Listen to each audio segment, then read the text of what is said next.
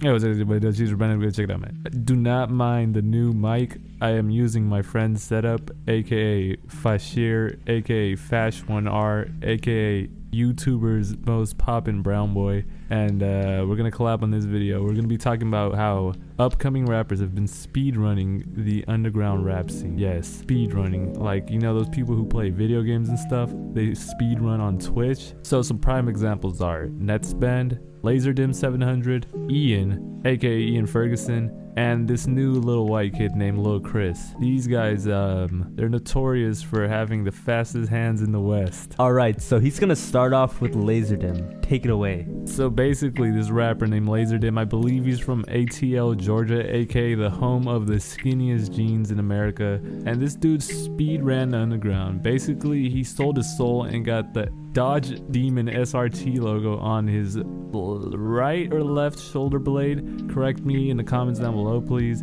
And yeah, this might have been the fastest speed run to selling your soul in the music industry up to today. Now we got Ian Ferguson, aka everyone's favorite white boy, aka everyone's favorite neighborhood Spider-Man white boy. And pretty much this dude speed ran the underground as well. Basically, you know, he has some roots in the underground, which I do respect heavily, but you know, he's at the top now. He's at the top of the food chain. So basically, Ian, he had one of the fastest glow-ups in the underground's history. The underground's long, extensive, very proud history. Not even XXXTentacion had this quick of a blow-up, which sadly just proves to like how unorganically Ian blew up.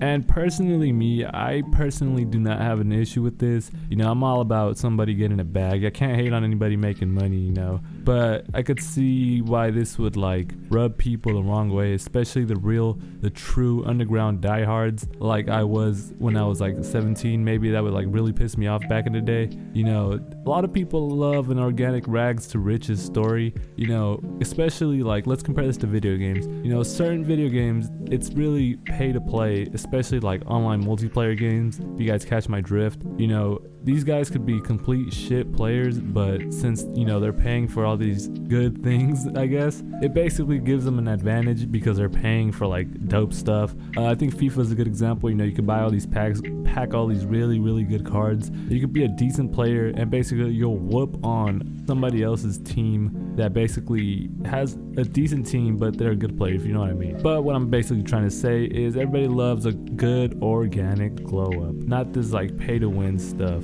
Now for this example, we'll be using Lil Chris, which is a actual toddler. This dude does not look older than like 12, if I'm being honest. This dude's been pretty lit on Instagram Reels.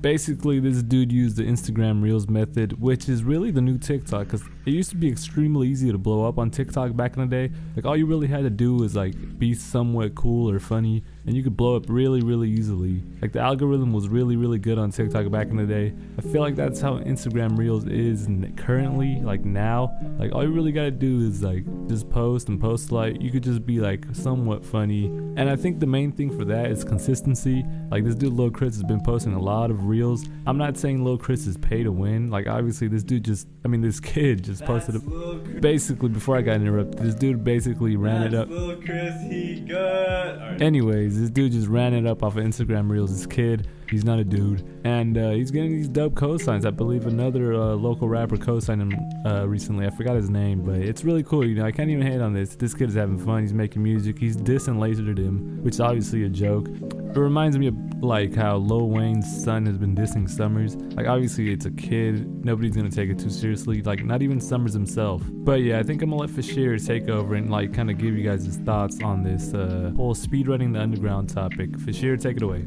Alright, so first of all, if he was like a little quiet, it's because he wasn't close enough to the mic. But anyways, so on the topic of underground rappers speedrunning the underground, first of all, I feel like a lot of these artists aren't even underground. They're kind of just like abusing the underground's like fan base and just going up. Like, they'll just hop on like a certain underground producer's beats, or they'll just do this or that, or they'll just be affiliated with someone, they'll just go up. Like, they kind of skip the whole underground phase. I feel like underground in its definition kind of means like, okay, you stay underground. Like, not many people know about you. You grind, you build your little like underground cult fan base. You stay involved in the scene. You kind of like collab with certain people. You make a bunch of obscure stuff. You're different. You're cool. It's kind of corny if you say it like that, but that's really what it is. And you do that for like a couple years or 3 years. And as Dill said earlier, fans love to see the progression of an artist. They don't like to just see some guy. Like, they're not going to be that invested if they just see some dude blow up off some gimmick or just blow up off of his image like that. Even if the music is kind of cool, it's just like, all right, bro. All right. It's nothing crazy. So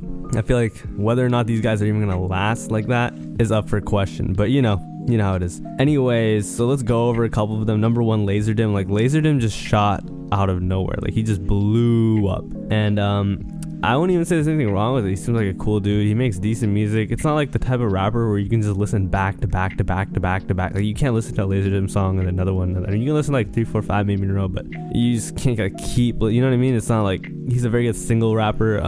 He's all right though. He's very unique, and he like really has got his own sound, which is fire. I like him. He's a very good personality, and just seems like a cool dude. Ian. The thing about Ian is he kind of like tricked everyone. I feel like a lot of fans, especially like underground fans, they'll feel like betrayed if they feel like someone was, because the whole if you don't know, Ian, white kid, blew up off of one snippet, and it was like, oh my god, this kid is so hard. My big brother run through you like, what did he say, like Marshawn, whatever. My big brother like Marshawn Lynch, he'll run through somebody. Anyways, everyone was like, whoa, oh my god, actually like a guy who was in the underground building a sound for years. He produced for Isaiah TG. And then it turns out the song was put out by Columbia Records. He has 4Bats manager who is managing him. His manager is Akon's brother, aka Kanye's ex-manager. He's like the president of some label or something. He's like, what? Oh my god, this isn't even like industry planners. This guy is like industry. And I feel like, the reason why people hate industry plans is because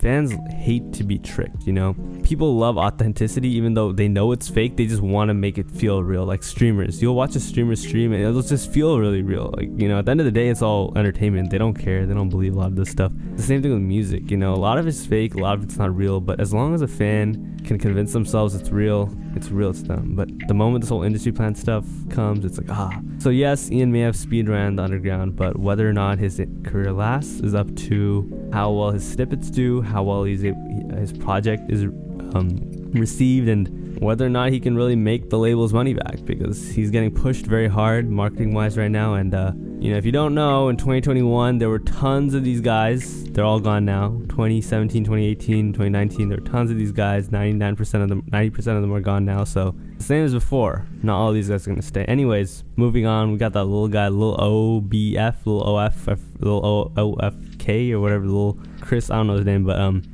it's just this little kid having on Laserdym beats. Obviously someone's older. It's like his older brother running the whole thing. Just, having a little fun with it, I guess. He's just having like Margella and like Bullymon type beats, and just, I think they're beats actually because he's managed by Squillo, but he's just kind of like a little kid saying dumb stuff. He's like this Laserdym. He's just like a little meme. I'm not gonna lie. Like, that one XXXTentacion kid, the kid that's on the cover of XXXTentacion, that's who he reminds me of on the Look at Me cover. It's just like, all right, bro. Like, it's nothing real. It's nothing serious. It's all good. Like, he's just having fun. So like, I'm not even gonna hate on him. But it's just like, that's not an underground rapper. That's just a meme. Like, what do you mean? There are some rappers who I just feel like they just took advantage of like the current, I would say, like infrastructure. So by that I mean like HBK, Tubman, and all like the underground pages. So like Osama Sun and Netspend really went up off of that. Like, they really have a lot to like, they got helped a lot by like those underground rap pages and just being like, oh, those are the next up type guys. And Netspend just dropped one snippet, more hit, more hit. Oh my god, now he's like one of the biggest in the underground. Genuinely. Then Osama Sun too. I would even go as far to say Xavier So Bass kind of speed ran. He didn't really speed ran, he just like shot up. Like Xavier So Bass, Osama Sun, Netspend, they really spent their time.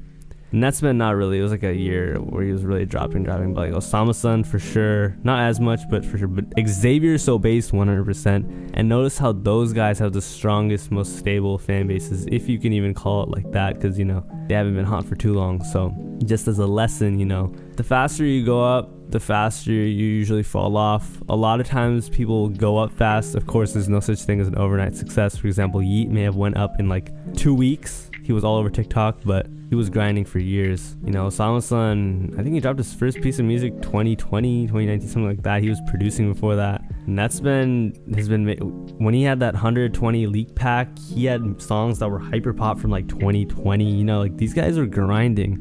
Xavier Sobase has been producing since he was like, I don't even know, like since like long, like years and years and years. So all these guys have been, you know, in SoundCloud. Whereas, you know, even Laserdym, old songs of him like copying what's that guy's name? Splurge. He was copying Splurge. So, you know, it's nothing like overnight. I would say though, like regardless of all that stuff Laser did, like that just built this craft, a fan base. It's whenever you plant that flag, you know. So it is what it is. So overall, Brennan Jones kind of like speed ran the underground. Now notice another thing about the speed running the underground. It's more of just like these IG pages talking about you. There are a plethora of artists underground that just don't get the same type of love, and they just get a little attention, but they still have communities and scenes and fans, and they might be unseen or unheard. You're like, man, why are they not getting all this attention? And like, trust me, it's a good thing because they'll go up organically, you know. So yeah, the common theme is a lot of these guys are very tailored for social media, and they just have their marketing on point. Another thing you're underestimating about a lot of these artists is they're not really up, and these pages aren't really interested in them. They're just getting paid, you know. Too Slimy, I don't know if you know that guy. Lil You a Shrimp, like bro, he paid thousands of dollars for those promotions. Like, trust me, you know, don't feel bad. Like, and is it worth it? Hell no. Do not do that unless you just want to be a meme. Like, it's cool. Like, I don't know why you'd pay to make yourself a meme, but go ahead. So at the end of the day, a lot of these like speed running the underground, like they're just gonna end up being one-hit wonders. They're just getting their 15 seconds of fame and then they'll be out. But some of them who've actually had fan bases, you know, the past and put in the work and grinded will remain. You know, they'll stay, they'll do their thing. So anyways, it's all about like the principles and foundation, just the fundamentals as usual. Anyways, I did not mean to speak for that long. So take care, have a nice day, see you tomorrow, and goodbye. Bye. Thank you so much, Fisher, for yapping for about 10 minutes. And also, guys, do not get used to this quality because I'm using somebody else's equipment. I think Fisher might actually make thumb to this. So for once, you guys are getting a quality Dillchi video and not something that fast as usual.